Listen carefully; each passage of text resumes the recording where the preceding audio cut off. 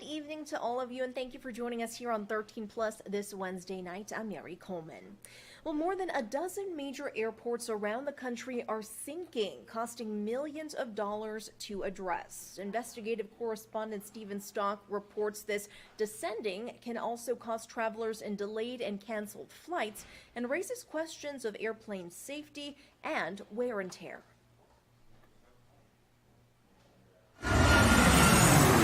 Flying in or out of major airports on the east or west coast, you've likely already seen evidence of the problem and didn't even realize it. Water on or beside runways or taxiways, even on sunny days. Large puddles in front of active gates. Cracks and broken pavement.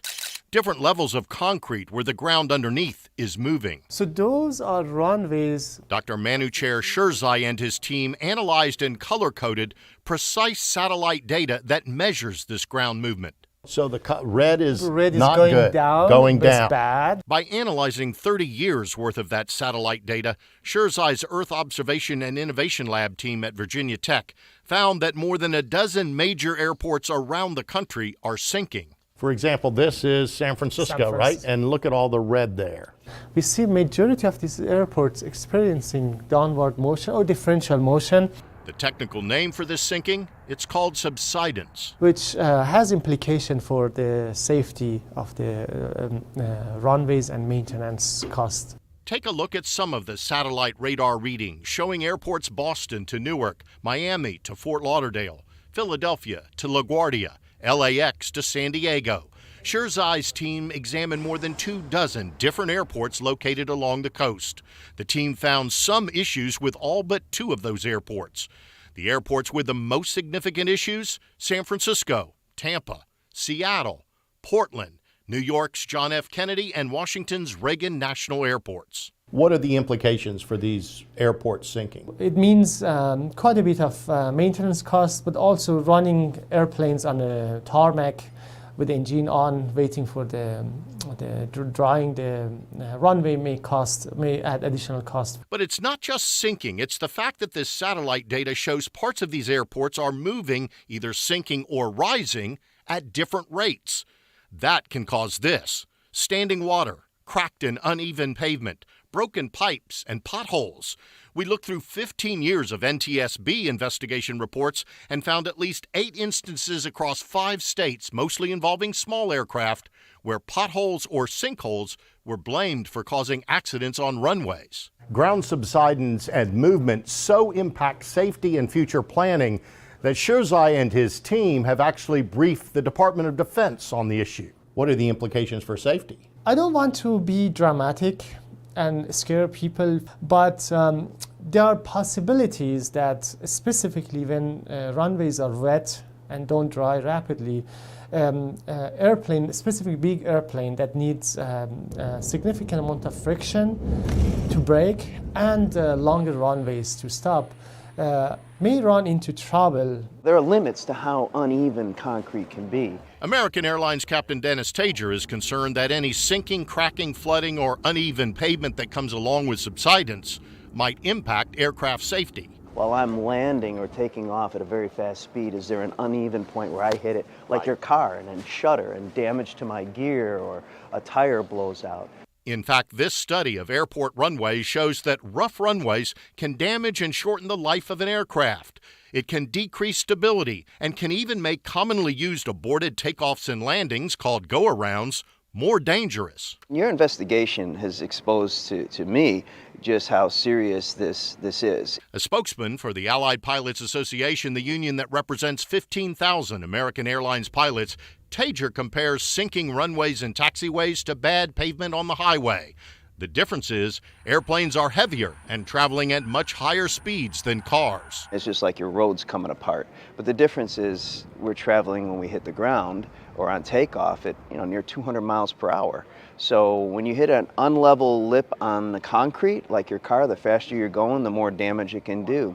As for water on or around runways and taxiways, while airplanes are designed to operate in the rain, Tager says standing water can reduce what he calls safety margins for high-speed air operations. That can affect our stopping distance. It can affect our controllability. So it's a cascading effect of the narrowing of the margin. In fact, sinking airports have already had an impact. Hawaii's Kona International had to close and cancel 26 flights while workers repaired a crack and pothole that developed in the runway.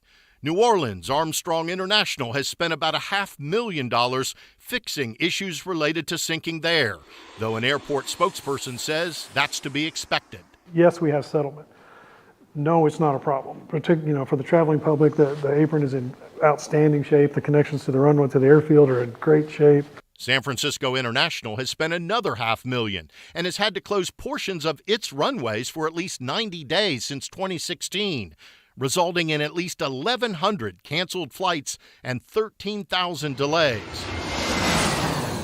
All of it, Captain Tager says, seemingly small issues that indicate a bigger problem that now has his attention. You as a pilot give it your attention because a bunch of small things add up and suddenly it's a tidal wave. But what concerns me the most is we're in unprecedented territory. Unprecedented, Tager says, because this uneven sinking now impacts so many airports all over the country, descending with consequences for the future of aviation.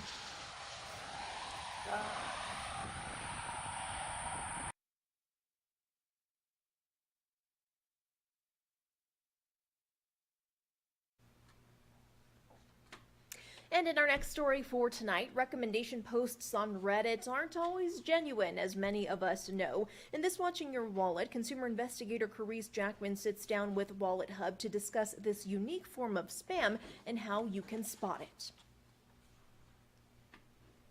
Every day, millions of people browse sites like Reddit looking for deals on products. But John Kiernan, managing editor for Wallet Hub, warns that not every recommendation is trustworthy, and you may end up spending more money than intended. People are going to Reddit expecting honest, unbiased recommendations, and they're getting spam without realizing it. Kiernan calls these posts marketing spam, when a user recommends a product but stands to profit if someone makes a purchase through their link. They go and post a normal comment to get it approved by moderators, and they go back and edit it and add links in it. Kiernan showed us how these posters make money from what you buy. So if someone buys this $678 standing desk on Amazon, the person who posted the link on Reddit is going to get a chunk of it. And people don't know this? I mean, obviously the person posting it knows this, but many people don't know that a part of it is going to that.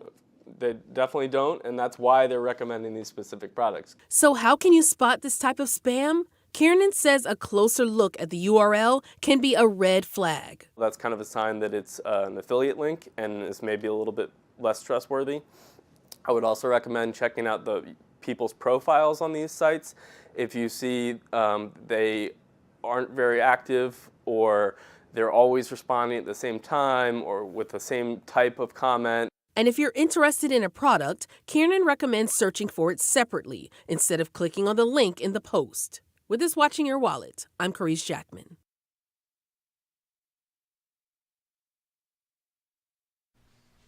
We will leave you with a live look from our Mount Bigelow camera tonight. We hope you're having a great evening and will join us for 13 News Live at 10 for all of your news and weather headlines. Have a great one.